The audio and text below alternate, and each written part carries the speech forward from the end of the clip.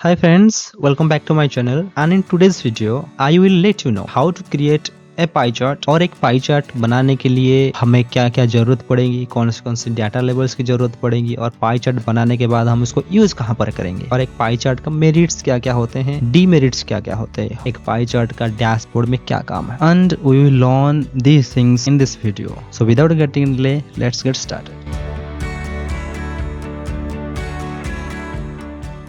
So we are here guys. मेरे पास दो टेबल हैं जिसमें department and their expenses and the second table department year and expenses.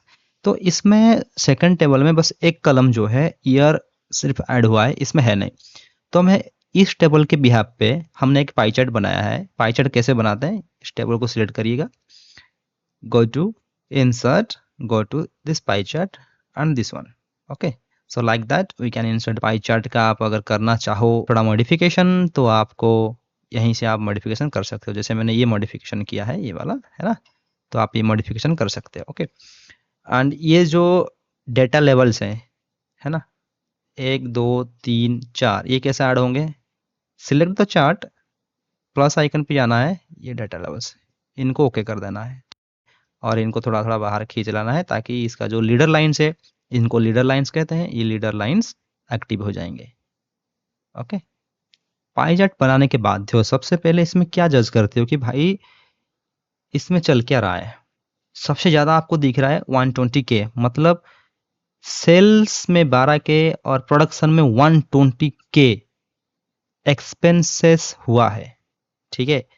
जो प्रोडक्शन यूनिट है वहां पे हमने कंपनी ने $120,000 $120,000 का इन्वेस्ट किया है, वहां पे खर्चा आया हुआ है, ठीक है। तो आपको एक झलक में पता चल जाएगा इस पाई चार्ट को देखने के बाद कि सेल्स में जो है $120 के खर्चा हुआ है ना। और सबसे कम किस में हुआ है, 12K, और 12K किस में है, येलो कलर। येलो कलर कौन सा है, सेल्स, ठीक है। ये जो सेल्स है ना, ये देखो ये सबसे कम है, तो आपको पता चल जाएगा कि जो सेल्स यूनिट है वहाँ पे सबसे कम खर्चा हुआ है, सबसे कम एक्सपेंस हुआ है और सबसे ज़्यादा एक्सपेंस किस में हुआ, 120K, okay all right. For the second table हम जाएंगे। सेकेंड टेबल पे हमने क्या किया था, एक ईयर जो है, एक फील्ड ईयर हमने ऐड किया था। ईयर ऐड करने के बाद देखिए ये जो चार्ट है यहाँ पे आ तो रहा है सब कुछ ठीक है, बट इसमें कुछ पता नहीं चल रहा। हमें क्या चाहिए था, लैब में कितना खर्चा हुआ है ना, प्रोडक्शन में कितना खर्चा हुआ है, सेल्स में कितना खर्चा हुआ है। बाय द वे अगर हम इस डेटा को चेंज करते हैं ना, मान लीजिए 56 में कर दिया, फिर भी यहाँ पे कोई चेंजेस नहीं दिखेगा। तो इस पाई चार्ट में फर्स्ट में और सेकंड में क्या अंतर है, अंतर ये है कि सिर्फ और सिर्फ ईयर है बीच में ऐड हो गया है ना। तो पाई चार्ट का जो मेरिट है, मैं कुछ बताना चाहता हूँ पाई चार्ट का मेरिट क्या होता है। पाई चार्ट का मेरिट ये है कि अगर आपको सिंपल विजुअलाइजेशन करना है, अगर मीनिंगफुल इनसाइट देखना है, आपको कंपैरिजन करना है कि आपके यूनिट के अंदर, आपके स्टूडेंट्स के अंदर, आपके एम्प्लॉयज के अंदर क्या डिफरेंस है, किस में कितना खर्चा हो रहा है, किस में कितना इनकम जनरेट हो रहा है, तो पाई चार्ट एक बेहतरीन इन्फोग्राफिक चार्ट है जो आपको मीनिंगफुल इनसाइट देता है, ठीक है, okay.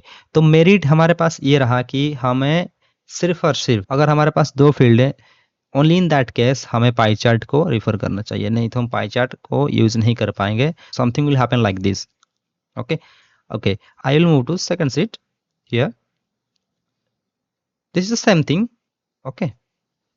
These are the executive names and their sales. Let me clear this thing first, okay। Executive name and their sales, okay। These are 10 executive names and their sales revenue generated in 1 year. So what are you understanding from this? You are understanding only this one कि 6,700 के जिसका है वो सबसे ज्यादा sales generate किया है। 6,700 किसका है, डार्क ऑरेंज कार्तिक, इसका कार्तिक का सबसे ज्यादा सेल्स जनरेट हुआ है, ठीक है।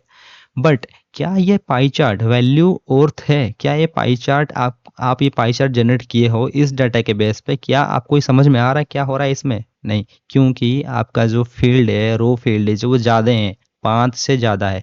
ध्यान रखना फील्ड्स आपके पास 2 होना चाहिए। अगर हमारे पास बहुत सारे रो लेवल्स है ना, तो हमें पाई चार्ट कोई मीनिंगफुल इनसाइट्स जनरेट करके नहीं देता। From that pie chart we don't get any meaning, okay.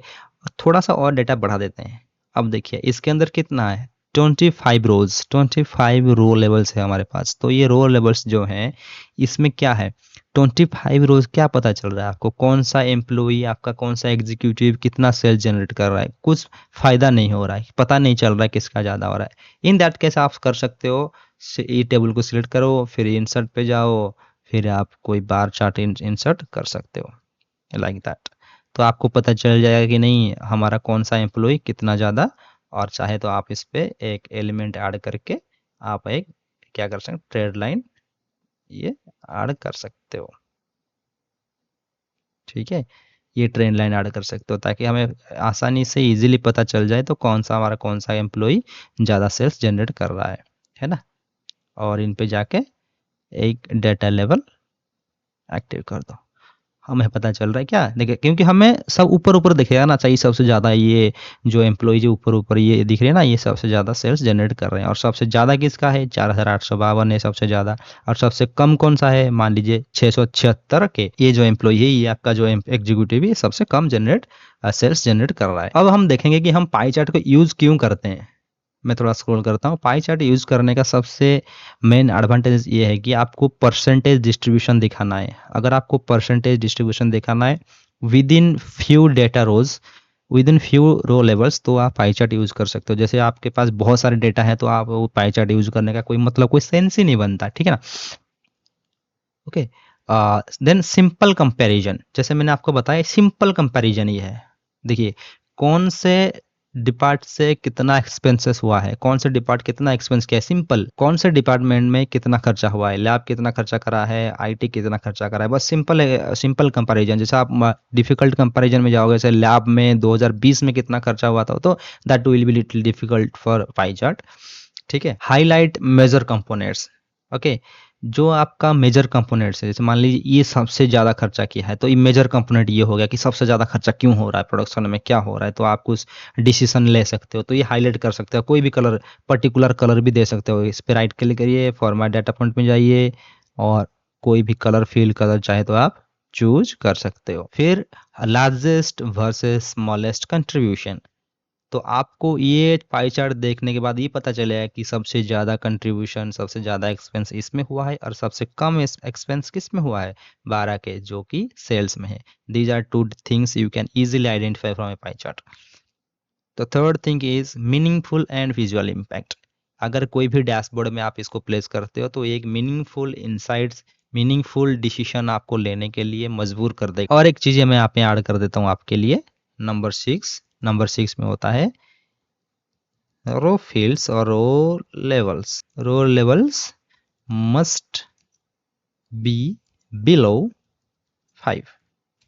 अगर आपका रो लेवल डाटा जो आपका पूरा का पूरा डेटा रेंज है ना, तो वहाँ पे रो लेवल जो है बिलो 5 होना चाहिए। ठीक है, 5 से नीचे होना चाहिए और 5 होना चाहिए। अगर 5 से ज़्यादा होगा, मान लीजिए ये 10 हो गया, यहाँ पे ये 25 हो गए, है ना, ये 25 हो गए, तो कोई मीनिंगफुल इन्फॉर्मेशन आपको नहीं दे सकता है। तो आपको पता चल गया होगा कि हम पाई चार्ट कैसे बनाते हैं, पाई चार्ट बनाने का सही तरीका, और पाई चार्ट को क्यों यूज़ करते हैं डैशबोर्ड में, वो भी आपको पता चल गया होगा, है ना। तो आज के लिए दोस्तों इतना ही।